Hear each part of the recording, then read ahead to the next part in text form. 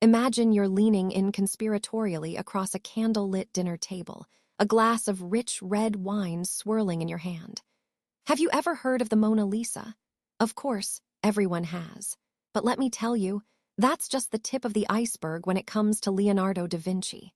Forget the postcard image. The real story of this man is so much wilder, more dramatic, more ingenious than anything you've ever imagined. We're talking about a mind so far ahead of its time, it makes you wonder if he was actually from the future.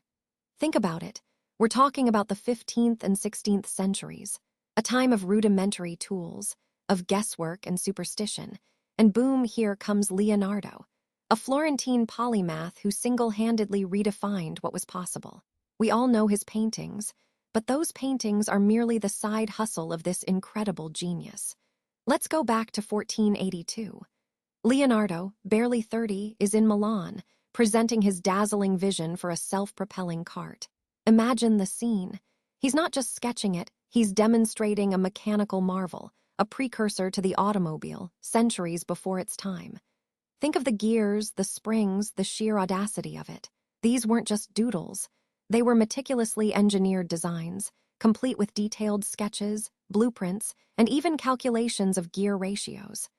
Sadly, we don't have a working model, lost to time, but the diagrams are still breathtaking. It's enough to make you believe that if he'd had access to the materials, he could have built it. Pause for dramatic effect, swirling your wine. But what about flight? We all know his sketches of flying machines, right? But what many don't know is the depth of his understanding of aerodynamics. He didn't just sketch birds.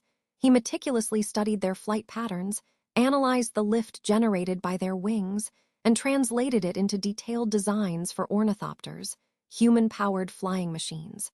These weren't childlike doodles, these were sophisticated attempts to understand the very forces that govern flight. He even designed a type of helicopter, an aerial screw, way ahead of its time. Think about that, the concept of a helicopter in the 1480s, the sheer imagination. Lean closer, lowering your voice. And then there's the war machines. Forget graceful paintings for a moment. Leonardo designed terrifyingly effective war machines. Think of a powerful, self-propelling armored tank. The concept exists in his notebooks, complete with swiveling cannons and a robust design. Then there's the giant crossbow, a weapon of unimaginable power, capable of launching enormous bolts over incredible distances. All this while simultaneously painting the Mona Lisa.